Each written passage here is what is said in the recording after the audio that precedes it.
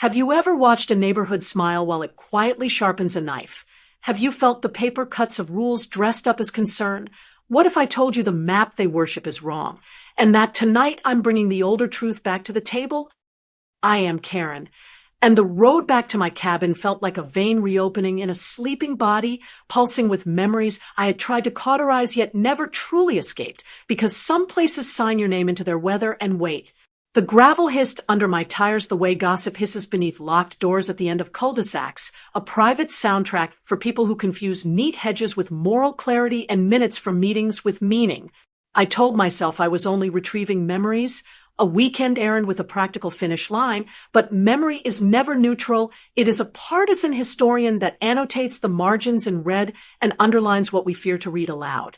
It chooses sides when we refuse to, and it chooses detail over denial, and it chooses the ache of exactness over the narcotic of vagueness, which is why returning hurts and heals in the same heartbeat. Around the first bend, the ridge unrolled like a parchment decree, and as the highline pines lifted their black signatures against the sky, I felt the old deed unroll inside me, line by stubborn line, as if the land itself were reading me back. Who taught us to treat land like a rumor that can be edited by the loudest committee? I wondered, and who profits when the rumor gets repeated so often it resembles law? Is that community or merely choreography with fines?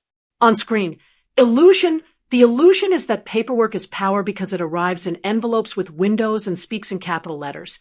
But the truth is that meaning is older than ink and boundary stones outlast slogans by centuries.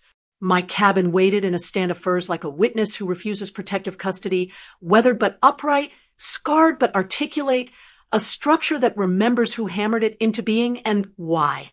The porch boards were silvered as if aged by moonlight and stubbornness, the nails proud because no one had bothered to pound them discreet, the lock unchanged. And yet the air had a new taste, metallic, managerial, a tang of meetings. I parked, killed the engine, and let the mountain's silence expand until it could hold my indecision. Then I listened as the slope measured me in its cold arithmetic and found me both debtor and heir. You are back. The ridge seemed to say, and you are different. And because you are different, the valley will be different too, which is how responsibility arrives, disguised as landscape. I was different because exile sharpens the blade of return, because distance turns noise into signal, and because surviving other people's definitions makes you allergic to the smallness of approved lives. Years ago, I left this valley to bury a marriage that went brittle and to salvage a career that paid in applause without love. And in that quiet vacuum, a homeowners association inflated itself like a parade balloon and began floating above people's heads, smiling, casting shade. Its bylaws multiplied like vines that looked decorative until they strangled the gutter.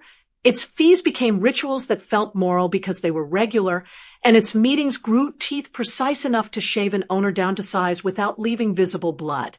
You know the type, polite voices with clipboards that smile while subtracting your horizon, power scented with drier sheets, authority that calls you neighbor while practicing the choreography of exclusion.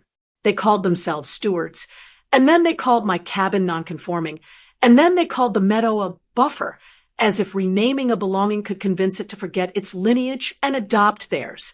They called the open field a common space, then a conservation viewscape, then a planned improvement site with tasteful benches, and each new name stole a little more oxygen from the facts, the way carbon monoxide kills by offering itself as air. Cut. Slow push on the cabin. Facts do not tremble. People do, and when people tremble, they rewrite the minutes and pretend the edits are weather rather than will. I unlocked the door, and the smell of cedar rushed me like relatives at a funeral, shaking open a drawer of Summers the First had filed under, later, 1,000 small proofs that life once fit in one room. On the table lay a map tube I had left behind on purpose, heavy as a verdict I wanted to postpone, its cap nicked by time the way truth gets nicked by convenience. Inside were the survey plats my father kept, the old metes and bounds, bearings etched when men still measured with chains and patience, a choreography of distances that refused to be polite when pushed. I unrolled them, and the room brightened the way a courtroom brightens when the judge enters, and everyone remembers language has a backbone and a memory and an oath. Here is the boundary where the creek kinks like a question mark. Here the oak that frames the southern line like a stern paragraph. Hear the ridge that closes the bowl and gathers the wind into one comprehensible sentence. My bowl, my ridge, my sentence. The HOA had drawn a tidy box around the neighborhood, mislabeled neatness as justice, while my deed had drawn a valley around their box, a parenthesis older and wider, refusing to be contained by their diagram of convenience. On screen, truth is not louder. It is older, and it does not negotiate with fashion, and it does not RSVP to meetings scheduled to erase it between coffee and cookies. To name what I was feeling, I reached for thinkers who built cabins in words when the world refused them space, because philosophy is a compass that still works in bad weather. Thoreau whispered about living deliberately, and I heard him not as a romance of escape, but as a map of attention, a call to measure a life against what can be touched, fixed, and faced.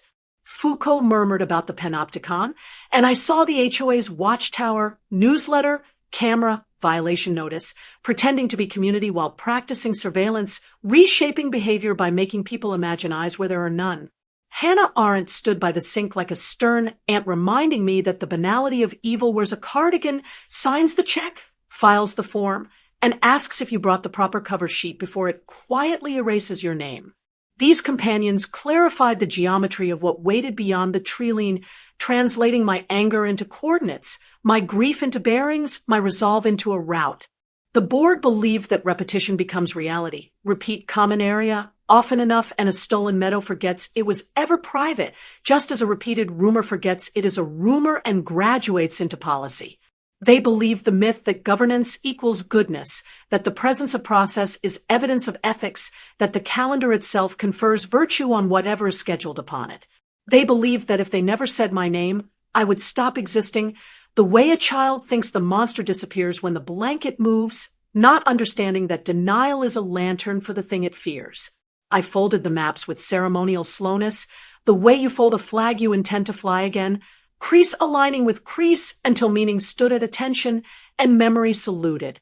Outside, dusk pulled a blue hood over the ridge, and the first porch light down the road clicked on like an eye opening to judge, a domestic star chart of opinions warming up for the night. I thought about the word own, heavy with history and fingerprints, and I thought about the word belong, tender and bruised, and I wondered why we choose one to dominate when both could be braided into responsibility. Do you own a valley, or does a valley own you by drafting you into its weather and its work and its winters, by writing its seasons across your face as years? What if ownership is only the surface costume of belonging? I decided the answer was yes to both. And that paradox would be my passport, because contradictions are not cages, but keys when carried with care and proof. Transition. Wind rising, title card enters. I am not here to reclaim nostalgia or to cosplay sovereignty. I am here to revoke the illusion that procedure outranks provenance, that signatures outrank stones, that minutes outrank memory. Tonight, I will show you how a woman can come home and discover that her home has been told to forget her, how she asks the land to remember, and how that remembering undoes a board that mistook certainty for truth and silence for consent. I stepped onto the porch at first light and felt the mountain breathe through the boards, as if the house itself were exhaling a warning I could almost translate, but not yet obey. At the road, a white SUV idled like a patient insect, headlights dimmed, posture polite, the sort of vehicle that believes in its own good intentions because its interior smells like sanitizer and printed agendas. He emerged exactly as predicted by the minutes. The neighbor who calls himself a steward but moves like a bailiff, all khaki confidence, and clip vowels that make empathy sound like an optional amenity. Welcome back, he said, and the welcome bent in the middle like a paper clip, and I understood that pleasantries are often the scabbards of knives that want to be seen as cutlery. He gestured toward a glossy trifold brochure the color of ice water and grief, a branded gospel of neighborhood harmony, and told me there had been updates to our shared expectations. Shared, I repeated softly, the way you repeat a misfired word to examine its teeth marks, because there is a theft that travels under the flag of togetherness and expects applause upon arrival. He pointed at my porch steps as if they were a moral shortfall and said they would need to meet visual uniformity standards adopted last winter, the same winter my mailbox received no notice, and my name was misprinted as a resident emeritus of absence. I asked whether uniformity is a synonym for beauty or just a leash disguised as a necklace, and he smiled the way bureaucracies smile when they mistake a question for a misunderstanding. Standards protect property values, he recited, and I wonder which property he meant, the house you can sell at closing or the dignity you must live inside every morning after you close your eyes. On screen, power often arrives dressed as protection. I told him, the way a fence calls itself a friend to a garden while it quietly teaches the garden to fear its own edges. He exhaled an index of violations as if reading a weather report: non-compliant exterior tones, non-conforming mailbox, unauthorized structures visible from the road, vegetation exceeding curated height, and, most poetically, a disputed meadow condition. Disputed meadow condition is how a system phrases hunger when it wants to eat without confessing appetite. A phrasing that laundered desire into policy the way a river launders silt into the delta. I asked him whether the board had consulted the county records, the older survey, the deed that speaks in bearings and stones instead of brochures and euphemisms, and he said the board relies on current maps. Current to whom? I asked, because a current can carry you where you never intended to go while convincing you the shoreline moved. He told me there would be a friendly walkthrough with a compliance specialist, a phrase that strings friendliness and inspection together like a garland of plastic flowers strangling a live tree. I told him I would welcome any walk that began at the archive and ended at the ridge, because paper without provenance is a costume, and costumes aren't convincing in daylight. He looked past me toward the meadow the way a realtor looks at a widow's wedding ring, with proprietary compassion, rehearsing a story in which I would be happier once relieved of choices. That is when the first camera blinked from a lamppost down the lane, blunt, ordinary, red light throbbing like a small mechanical conscience. And I understood that the panopticon had been installed while I was away, and everyone had learned to call it safety. Foucault's diagram drew itself over the road as neatly as frost, a geometry of anticipation in which we don't behave because we are good, but because we imagine the watcher is watching. On screen, surveillance. Surveillance is the art of making eyes out of air and then charging rent for the comfort of pretending not to notice them. He assured me the cameras were there to deter bad actors, and I wondered whether a woman with her name on a deed becomes a bad actor the moment she declines to audition for the role written for her. Karen, he said, savoring the syllables the internet has damaged. And I said, yes, I am Karen, and today the name is a blade I will use to cut the cloth of certainty into strips of ribbon you may keep as souvenirs. He laughed as if I had performed community theater, and I let the laugh hang between us like a badly installed light fixture, wobbling, cheap, inevitable. Behind him, a neighbor walking a dog pretended her curiosity was a leash tug, and a second car slowed as if time itself had turned viscous around the cabin, a local weather event made of rumor. Your paperwork can be submitted to the Architectural Review Committee, he continued, and if you comply voluntarily, we can waive portions of the fees. Fees function like guilt in this religion. They accumulate by existing and shrink only when you confess, kneel, and perform the choreography of contrition. I asked him whether he believed rules create virtue or merely choreograph fear, whether fines are pedagogy or performance, and whether a meadow grows more honestly once it receives a violation number. He said rules are how we live together.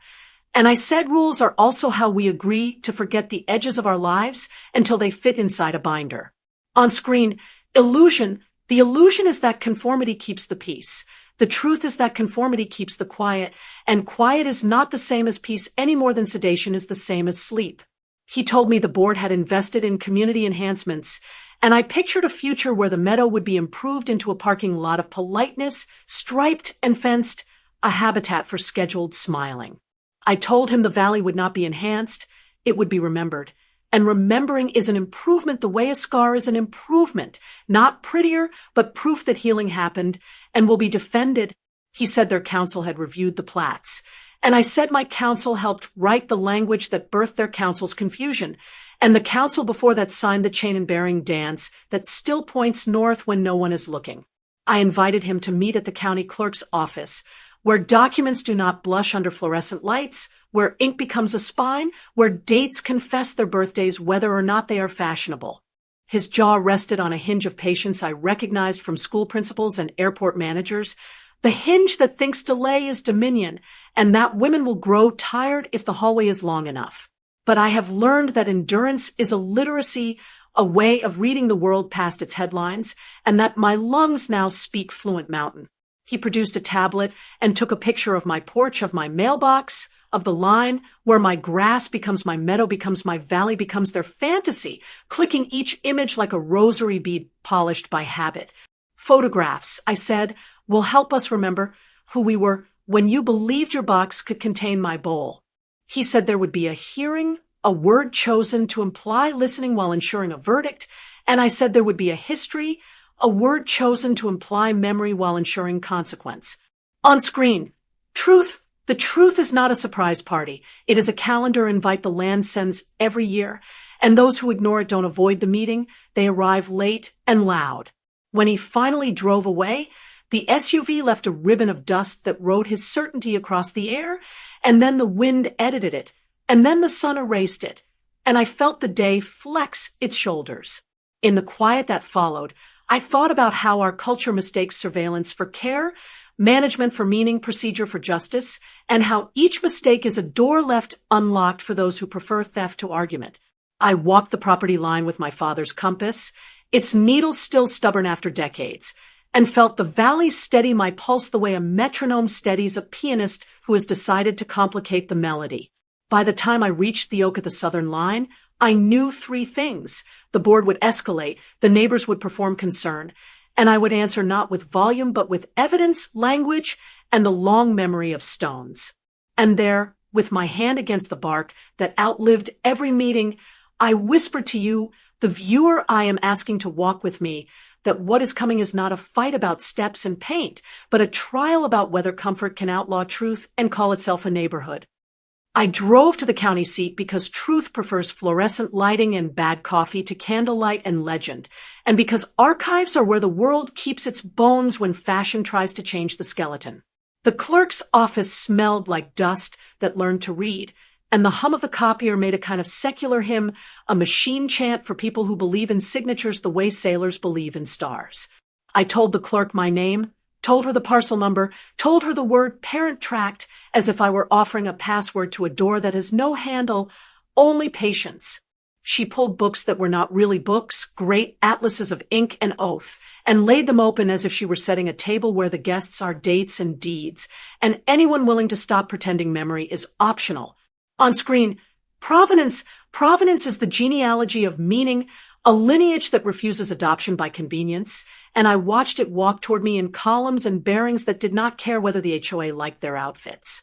There it was, the 1974 survey with the chain and compass pride of men who thought a good line could outlast politics, the meets and bounds curling around creeks and ridges like a poem that never agreed to be edited.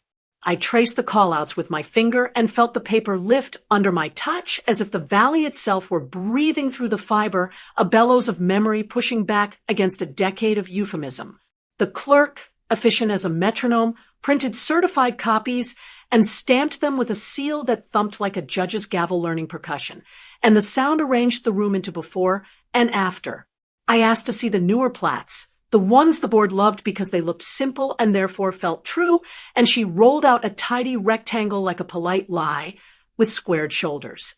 The rectangle pretended the ridge was negotiable and the creek a suggestion, and I understood how a neighborhood becomes an empire. You draw a box, you color it friendly, you call it order, and then you punish the wilderness for failing to salute.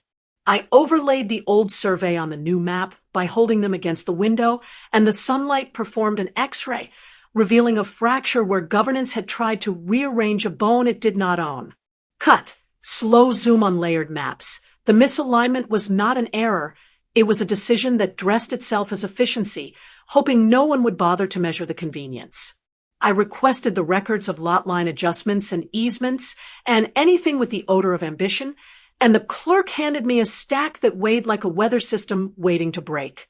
There, in the docket of minor modifications, sat an application from the board's neighbor committee to clarify common boundaries, a phrase that parks its car on your lawn and calls it carpooling. The supporting memo used words like cohesive vistas and access optimization, a gourmet sauce poured over a theft to make it taste like dinner, and the date laughed at me from the corner. The winter I was gone burying a parent and surviving a season that used my life as kindling. Grief is the season thieves prefer, because your hands are busy holding a photograph while theirs are busy rearranging the furniture, and when you return you think the couch grew legs. I paid for scans and asked for the audio of the public hearing where the clarifications were adopted, and the clerk slid me a USB as if she were passing a candle in a blackout. Back in my truck, I listened to voices that kept saying, "Neighbors the way a pickpocket says friend," and I heard my valet enter the room as an absent defendant whose silence was taken as consent. On screen, banality. The banality of evil is not mustache twirling. It is the agenda item that follows the bake sale announcement. It is the vote taken after everyone agrees they are very tired and very reasonable. A man with a soothing baritone explained that the maps needed aligning with current usage, and the phrase clanged like cutlery in a garbage disposal, useful in shape but murderous in function. They mentioned me by parcel number, never by name, because erasure prefers numerals to faces, and they said my non-conforming structure had historic charm, the way a wolf might compliment a lamb's haircut. Someone asked whether the owner had been notified, and the chair said, "We posted the notice," which is to say they pinned a whisper to a corkboard and called it conversation. They voted, they clapped politely for themselves, and the recording ended with the soft scrape of chairs that believed they had stood for something. I replayed the vote with the endurance of someone testing a bruise, and the ache told me precisely where to strike back with light. At a nearby copy shop that smelled of toner and faint courage, I printed the overlays at scale, the old deed lines in one color, the new plat in another, and the collision looked like a confession written by a drunk ordinance. I bought a cheap foam board and mounted the maps like a courtroom exhibit, because sometimes you must turn evidence into theater to exorcise theater from evidence. Outside, the sky gathered thunderheads with the dignity of a judge adjusting her robe, and the air read like a docket with my name at the top in ink that had given up smudging. I called an old friend who knows land law the way a conductor knows silence, and he answered with the sort of calm that arrives when a storm finally meets somebody who studied storms for a living.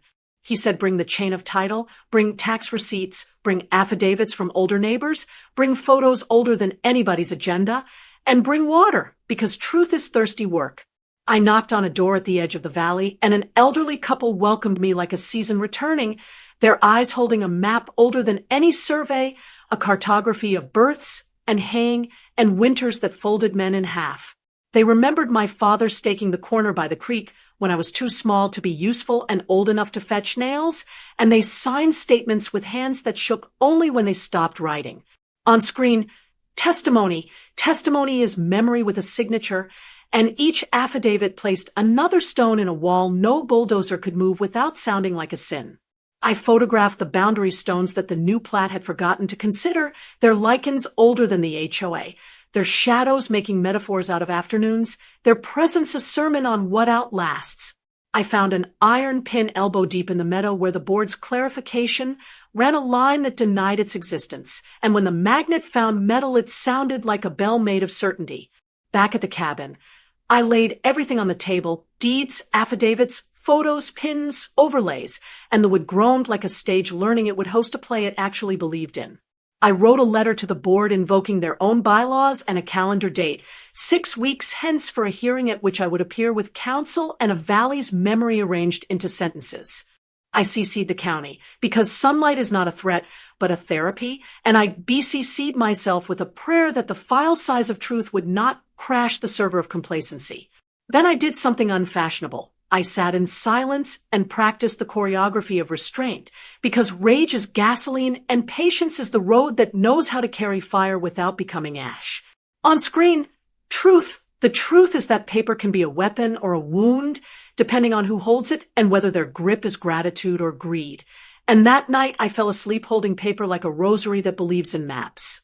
When dawn unbuttoned the ridge, I felt a steadiness settle into my ribs like a beam being sistered to a joist, and I knew that whatever came next had already happened once in a room with a clerk and a seal and a sound that made lies blink.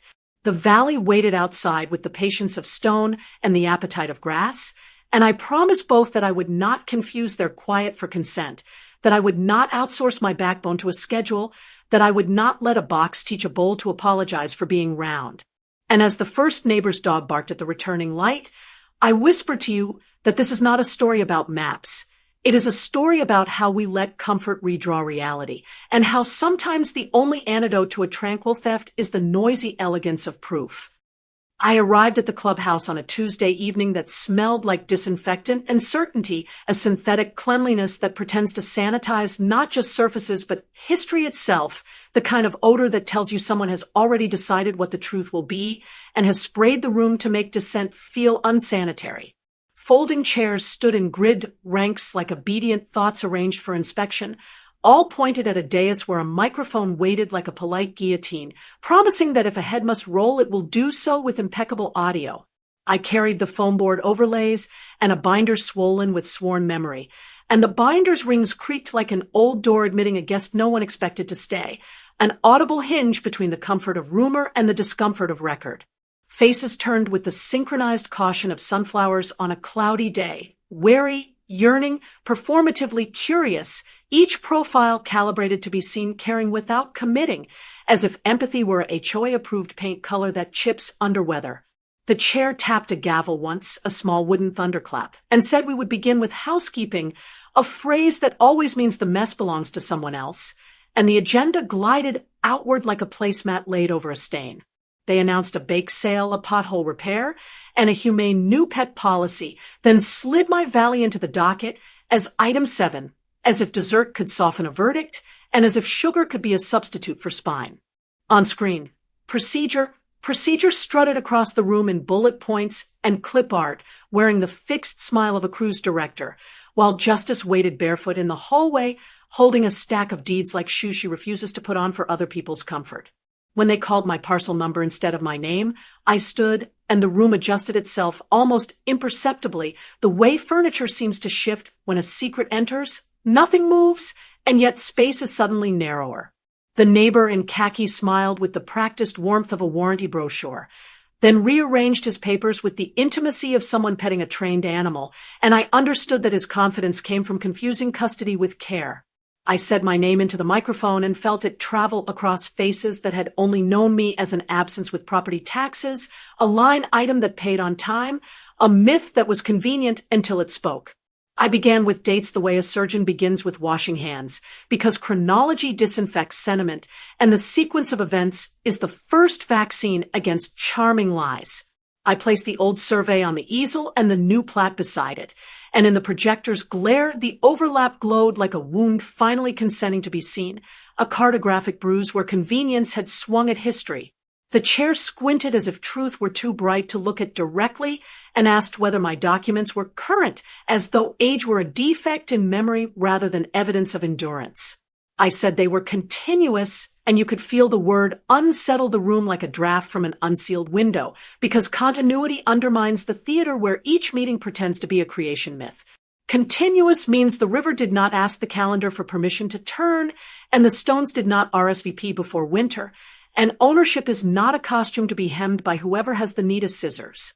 I traced the meets and bounds with a laser pointer that trembled, not from fear but voltage, a tiny red comet skating along the creek kink and the oak and the ridge, making the room watch geography pronounce its vowels.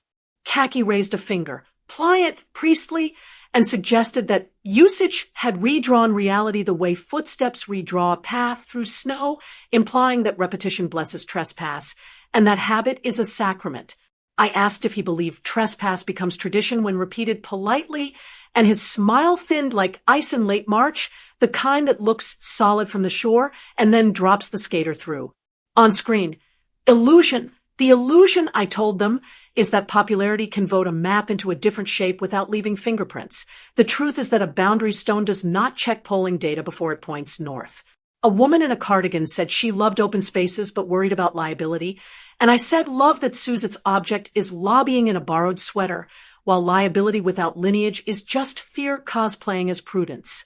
The treasurer coughed a spreadsheet into the conversation and murmured about assessments already allocated based on the clarified commons, and I heard the delicate panic of budgets looking for a couch to hide under when the truth comes home early.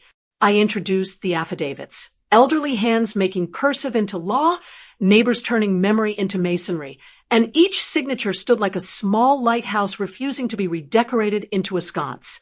The chair asked whether the clerk's seal guaranteed interpretation, and I said the seal guarantees memory, and that interpretation is what happens when memory meets motive and thinks it can negotiate. Khaki pivoted to the soothing furniture of mediation, which in this room means laundering theft through civility and praying the stain dries light. And I replied that mediation requires a conflict, but there is no conflict between a bowl and the line that tried to amputate it. He leaned toward the mic and claimed the board had acted in good faith, as if sincerity were a solvent that lifts consequence from fabric without fading the pattern. And I told him good faith is a door, useful only when it opens. A man in the back asked why I was being difficult when everyone else adapted, and I asked if he preferred a sky without weather because blue is easier to schedule than thunder. Murmurs ricocheted like marbles on a gym floor. Small, fast, convinced of their own direction. And the room performed the choreography of communal discomfort. Fidget, nod, glance, pretend to read. I played the audio from the county hearing, and the room had to hear itself in a mirror that did not blink. Current usage, clarified boundaries, resident absent. A lullaby for erasure sung in major chords. On screen, surveillance. The cameras stared with their little red pupils steady, and for the first time I felt them blush, heat prickling at the fiction that they watch for danger rather than dissent. The chair attempted a recess, a bureaucratic smoke break for fragile certainty, but I declined because pauses are where stories are rewritten by whoever can sprint fastest to the hallway with a rumor. I produced the iron pin from a plastic bag like a relic and set it on the table, and the clink sounded like a verdict arriving precisely on time, punctual as gravity and uninterested in applause. Khaki stood, so abruptly his chair scraped a confession across the tile, then warned that I was creating hostility. And I said hostility is what you feel when your costume meets daylight and discovers it is see-through. He stepped toward the easel and jabbed a finger at the overlay, and the projector washed his hand in the color of the boundary he had denied, painting him for a second in the lines he wished to erase. A neighbor gasped.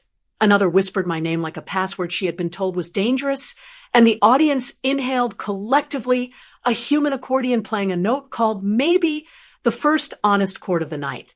On screen, truth, I closed by reading a paragraph from the chain of title that names the creek, the oak, the ridge, and my father's signature, a litany of nouns that do not consult committees. And then I let the silence after it do the kind of speaking minutes cannot capture.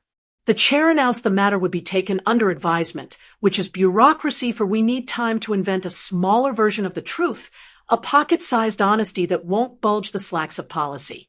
I said that advisement is not a location where facts go to live. It is a waiting room where courage avoids eye contact, and in that waiting room theft learns to whistle. They tried to adjourn with dignity, but dignity had already left the building to stand outside with the smokers and talk about weather, which is to say talk about everything that keeps happening despite opinions. I packed my maps with priestly care, prayerful in the way hands become when they handle something that remembers you. And I told the room I'd be at the county first thing filing for an injunction and a declaratory judgment. That was when Khaki finally audibly lost his temper. The smile sheared off, the vowels sharpened. The word trespasser escaped like a startled animal. And the mask that had lectured me about harmony fell to the linoleum with a sound everyone pretended not to hear. The morning after the meeting, I filed the injunction as if sliding a lightning rod into the courthouse roof, not to summon the storm, but to remind thunder that this building speaks in voltage too. The clerk stamped the papers, and the seal bit down with that familiar metallic appetite. And for a breath, I loved bureaucracy the way a drowning swimmer loves a plank. Outside, the sky wore a hard blue that made shadows honest, and I drove back toward the valley with copies on the seat like a chorus of witnesses humming in the key of inevitably. Halfway down the access road, I met a bulldozer snorting like a bored bull, yellow and impatient, its blade tilted with the arrogance of a grin that has never been told no. A contractor in a fluorescent vest waved in the universal language of men who have already started the story without you, and dust rose behind him like a bad decision rehearsing its entrance. He said they were here for vegetation management and sightline enhancement, which is how steel says please when it intends move. I told him there was a court order in motion and a deed older than his fuel pump, and he shrugged with the practiced theology of billable hours. The board's enforcer materialized from a white SUV as if the vehicle were a wardrobe that housed winter, eyes bright with the relief of a man whose plan has finally grown legs. He said the work was limited, temporary, neighborly, and I said theft often practices with small bites before it takes a jawful of history. I stepped between the blade and the meadow because sometimes the anatomy of a boundary is simply a body that refuses to become scenery for someone else's efficiency. He warned me about trespass on common property, and I read him the paragraph that named the creek, the oak, and the ridge as the vertebrae of my bowl, and for a second his silence remembered grammar. Then the dozer clanked forward a foot, an unambiguous syllable in a dialect called muscle, and the contractor lifted a hand in an apology shaped like momentum. I dialed the sheriff not as an act of surrender, but as an invitation to the rule of law to leave its desk and walk barefoot in the grass it claims to protect. While we waited, neighbors staged a matinee of concern at the cul-de-sac, hands in pockets, dogs performing curiosity, children learning the choreography of adult evasions. I set my foam board overlay on the hood of my truck and anchored it with a rock, and the wind tried to read it, and the paper answered with the crisp patience of a teacher who has seen this test before. The enforcer called someone and spoke in the calm tone people say for airlines and lawyers, that seductive cadence that suggests time itself reports to whoever holds the clipboard. I could feel the old rage pawing at the stall, wanting to gallop and trample and take the fence with it, but I held the reins because I have learned that anger without aim is just cardio for despair.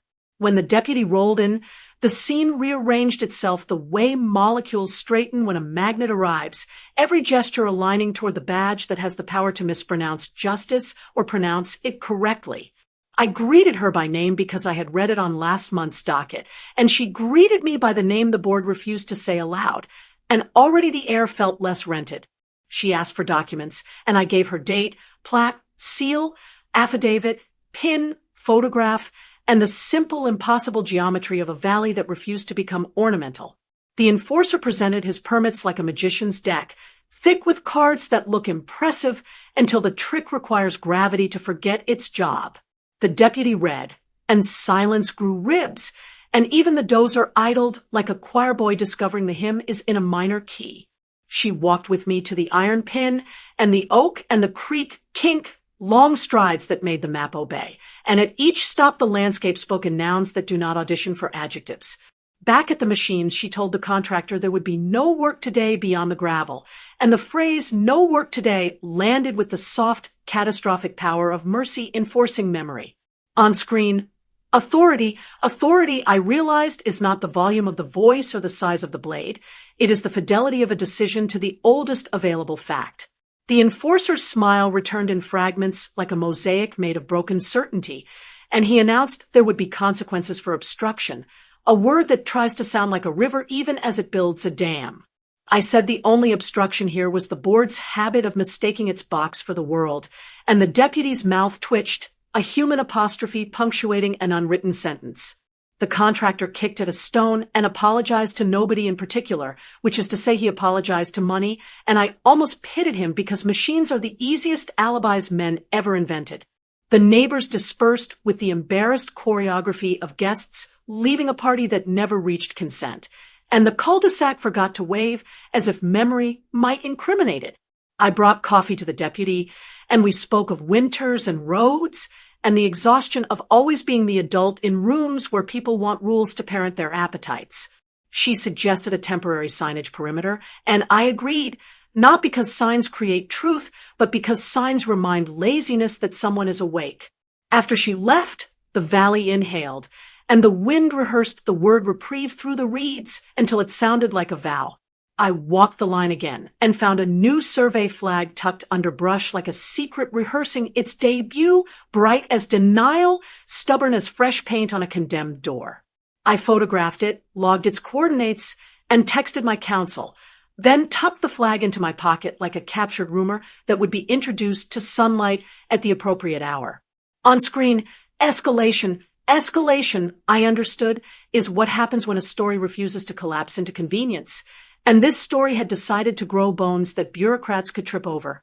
That afternoon, an email arrived from the board titled Path to Harmony, a document that translated as "You first," and I read it the way a field reads rain forecasts. Interested, unconvinced, ready anyway. They offered to grandfather my cabin if I donated an easement for community enjoyment, and the sentence wore perfume thick enough to suffocate a moose. I replied with a single paragraph citing statute and case, translating my no into a language they claimed to respect. And I CC'd the county again so the chorus could keep its pitch. Evening brought a quiet that felt earned, and I sat on the porch with the injunction copies under a stone, thinking about how peace is not the absence of noise, but the presence of boundaries that no longer need to shout. And in that blue hour I told you, because you are walking this with me, that tomorrow I would open a door they were sure was locked, the door marked Discovery, and invite their emails, minutes, and little red camera eyes to testify against the fantasy that almost became permanent. I served the Discovery requests at noon, because midday light has a way of burning the perfume off language, leaving only what it actually is. The packet asked for minutes, drafts, emails, text messages, camera placements, vendor contracts, and any document that muttered my parcel number in either optimism or threat. I wanted not just their answers, but their adjectives, the tonal fingerprints that reveal whether a committee loves governance or merely loves power dressed as homework. Within hours, the board's lawyer replied with a courteous fog, promising cooperation while attaching objections like barnacles to every noun that mattered. I read the objections the way a geologist reads cliffs, layer by layer, pressure by pressure, until the fossil of intention presented its spine. They claimed privilege where there was only preference, confidentiality where there was only convenience, and burden where there was only the weight of looking at oneself. So I narrowed, I widened, I footnoted, I cited, I turned the key in every rhetorical lock until the door had to admit there was never a latch, only habit. Meanwhile, a brown envelope arrived at my cabin with no return address and hand-stitched secrecy along the flap, like a grandmother who mends lies. Inside were printouts of emails that smelled faintly of toner and panic, subject lines performing innocence while the body text rehearsed choreography with teeth. One chain called my meadow Phase 0, as if conquest requires a countdown to make theft feel inevitable, scientific, inevitable again. Another proposed camera angles to discourage legacy claims, which is how surveillance says it will edit reality in post. A third described me as non-responsive, and I laughed out loud at the porch table that had learned my pulse because non-responsive was their word for anyone who does not clap on cue. On screen, exposure. Exposure is not cruelty, but climate. Truth changes state when the temperature of secrecy drops and condensation reveals a pattern you could not see in steam. I cataloged the exhibits with the soft fury of a librarian who loves both the book and the borrower but refuses to forgive the fire. That evening, my counsel and I drafted a motion to compel, and each citation felt like a knuckle cracking before the hand closes around the thing it intends to lift. We quoted their bylaws back to them the way a mirror quotes a face, exact, indifferent, patient. I slept lightly and dreamed of filing cabinets with wings, hovering over the clubhouse, shedding manila feathers into the parking lot like a molting of pretense. Morning arrived with a whistle in the pines and a reply from an unexpected address, a junior board member whose conscience had apparently learned to pick locks.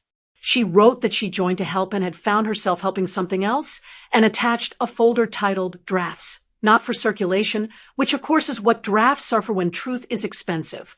Inside were minutes rewritten in friendlier fonts, notes about working groups that met off calendar, and a slide deck called Community Vision, where my Valley wore clip art benches like a forced smile.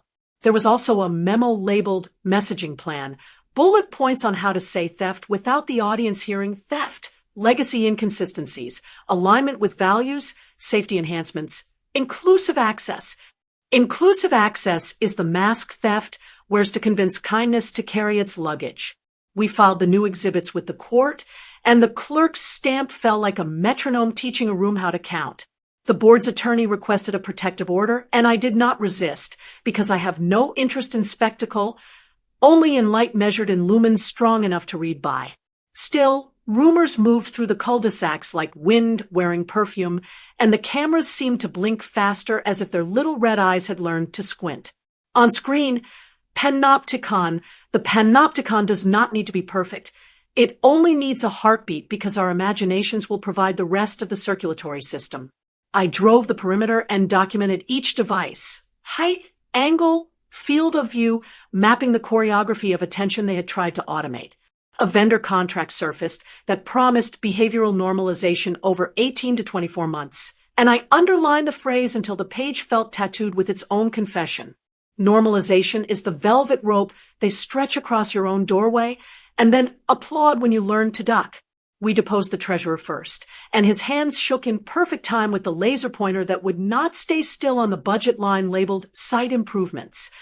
He said the quiet part, almost aloud, that a clean boundary would stabilize dues, attract buyers, appease insurers, increase smiles per street. Smiles per street is the algebra of denial, a metric that counts dimples while subtracting names. Next came the enforcer in khaki, now wearing a tie the color of surrender, and he learned that a transcript is a mirror that does not Photoshop. He insisted he'd only followed the maps placed in his hands, and I placed the older maps beside the newer maps and asked which hand believed the older river was wrong. He said usage had evolved, and I asked whether gravity had evolved, and the court reporter paused to make sure laughter is spelled the same as silence when both are shaped like justice. On screen, memory is not nostalgia. It is a witness who refuses the plea deal. In a deposition room with carpet calm enough to bore a hurricane, we read aloud the email proposing to time the vote during holidays for minimal objections, and you could feel the oxygen become ethical for a second. After, I drove to the oak at the southern line and leaned my forehead to bark cold as responsibility, remembering that trees keep minutes without pens. I asked the valley whether exposure is a kind of violence or a kind of mercy, and the wind answered like a chorus that refuses to pick a soloist. I thought about Aren again, how ordinary hands, when placed on the scales, can justify any weight if the number looks friendly, and decided friendly is a costume I will not wear to court. The verdict day arrived like a mountain that had decided to stand inside a room, and I walked into the courthouse carrying maps that felt less like paper and more like vertebrae. The judge's bench was a clean horizon, neither friendly nor cruel, and that neutrality steadied me because truth asks only for a flat table and a spine. Our exhibits took their places like quiet witnesses who no longer needed coaching, their images poised to do what images do when reality has been starved of adjectives. The board's lawyer spoke first in the calm tone of a sedative, reciting policies as if volume could smudge geology, and the room floated for a moment on the warm bath of procedure. Then my counsel rose and began with dates, because chronology is a discipline that resists charm, and the story entered the bloodstream of the court without needing makeup. I watched the judge's eyes track the overlay, the old bowl wrapped around the new box, and I saw the small nod that means a mind has felt the tug of gravity. We called the junior board member, and her voice wavered exactly once before it became solid, describing off-calendar meetings as if she were opening windows in a house that had become allergic to air. The enforcer in khaki repeated that usage had evolved, and my counsel asked whether a compass evolves when a committee votes at night, and the transcript wrote down the silence that followed. I placed the iron pin in the evidence tray, and the metal clicked like a clock correcting itself after a power outage. On screen, continuity. The judge asked a precise question about chain of title, and our answer walked from 1974 to this morning without limping. The board's map was offered again, tidy and certain, and the judge rested it atop the old survey the way a child stacks blocks that do not quite align. This is not alignment, she said evenly, and the sentence sounded like a hinge choosing which way a door will swing for the rest of its life.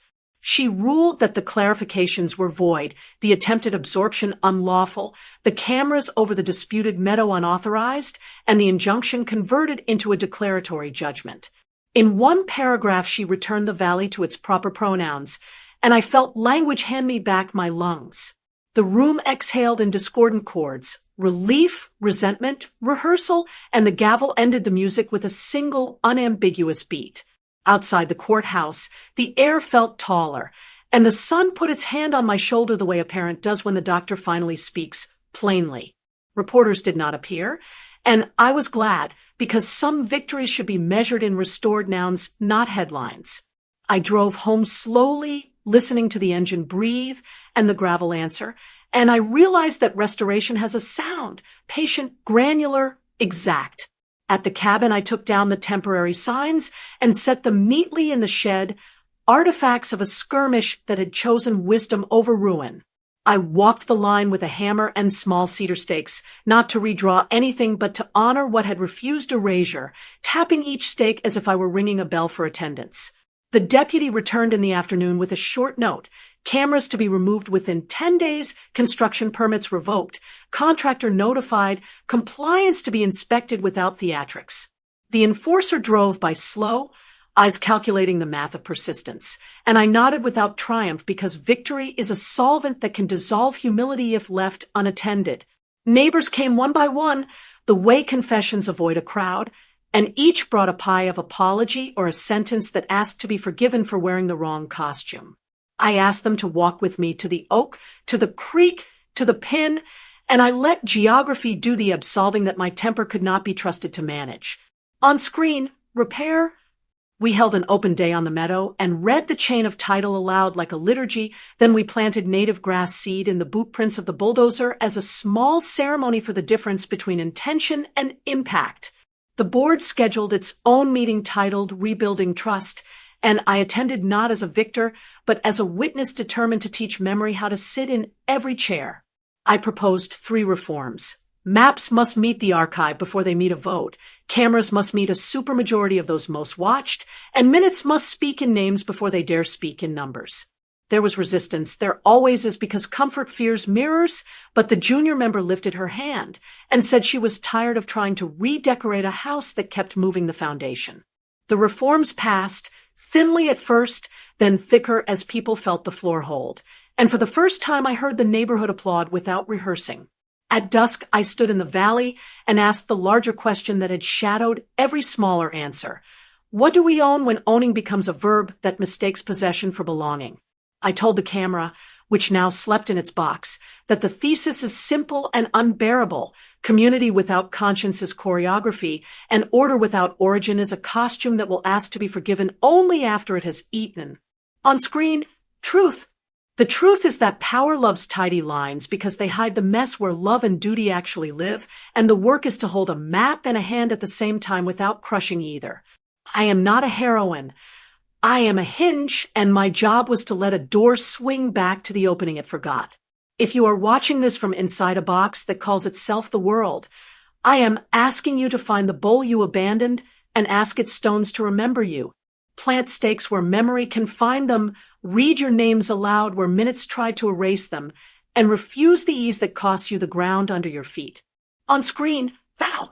I am Karen, I own this valley and it owns me back, and my vow is simple. When comfort asks truth to whisper, I will bring the older map and speak at a volume measured in seasons, not applause.